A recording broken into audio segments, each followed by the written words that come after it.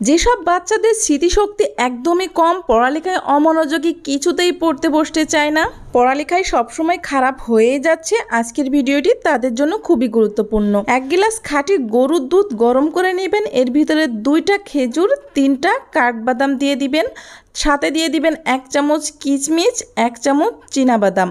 খুব ভালো করে নেড়েচেড়ে মিশিয়ে নেবেন। মানুষের মস্তিষ্কের বিকাশের জন্য গ্লুকোজ এবং শর্করা দুটোই প্রয়োজন, আর এইগুলা থেকে বিভিন্ন ধরনের ফলমূল, শাক সবজি, মাছ, মাংস, ডিম, দুধ, মিষ্টি এবং বিভিন্ন ধরনের বাদামে। আর এই বাদামটা কিন্তু বাচ্চাদের জন্য অনেক উপযোগী। এটা আপনারা ভিজিয়ে রাখবেন 2 থেকে 3 ঘন্টা, এরপরে খাওয়াই দেবেন বাচ্চাদের। তাহলে দেখবেন আপনার বাচ্চার মেধা বিকাশে অনেক কার্যকর হবে এবং স্মৃতিশক্তি বৃদ্ধি পাবে। যেসব মা অথবা বোনদের সাদা স্রাব যায় অতিরিক্ত, বসা থেকে উঠলেই মাথা ঘোরায়, কিছুই ভালো লাগে না, সারাদিন শরীরটা দুর্বল লাগে, আর এভাবে কিন্তু শরীরটাও অসুস্থ হয়ে পড়ছে, তারা শুধুমাত্র 1 গ্লাস উষ্ণ গরম পানিতে 2টা তেজপাতা, 1 চামচ কিশমিশ আর 1 চামচ জোয়ান সারা রাতের জন্য ভিজিয়ে রেখে সকালবেলায় তেজপাতা দুটো উঠিয়ে ফেলে পানির সহ কিশমিশটা খেয়ে নেবেন। তাহলে ইনশাল্লাহ আপনার সাদা স্রাব যাওয়া বন্ধ হবে এবং মাথা ঘোরানি ভাব কম হবে। আপনি কয়েকদিনের ভিতরেই সেটা বুঝতে পারবেন। আর এটা কিন্তু স্বাস্থ্যের জন্য অনেকটা উপকারী। যাদের শরীর অনেক বেশি দুর্বল, খাবারে অরুচি, কিছুই খেতে পারেন না, খাবার দেখলে বমি বমি আসে, এদিকে আবার মাথা ঘুরে পড়ে যান, এই ভিডিওটি তাদের জন্য।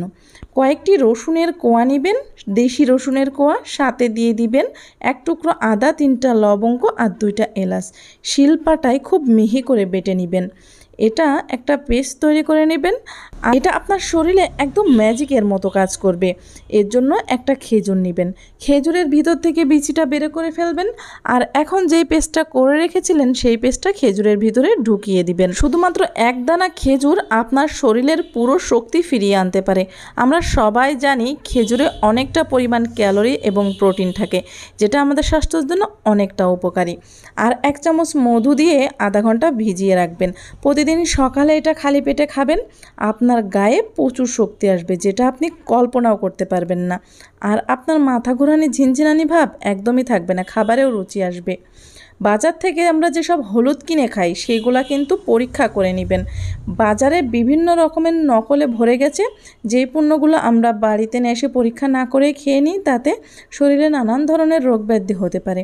বাজারের হলুদগুলো পরীক্ষা করার জন্য 2টা বাটিতে একই পরিমাণ পানি নিয়ে 1 চামচ করে আলাদা আলাদা হলুদ দিয়ে দিবেন।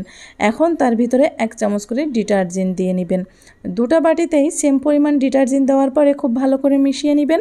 দেখবেন একটা বাটির রং কিন্তু আলাদা হবে, যেটায় হলুদ দেওয়া রয়েছে সেই হলুদের রং কিন্তু পরিবর্তন হবে না, যেটা নকল।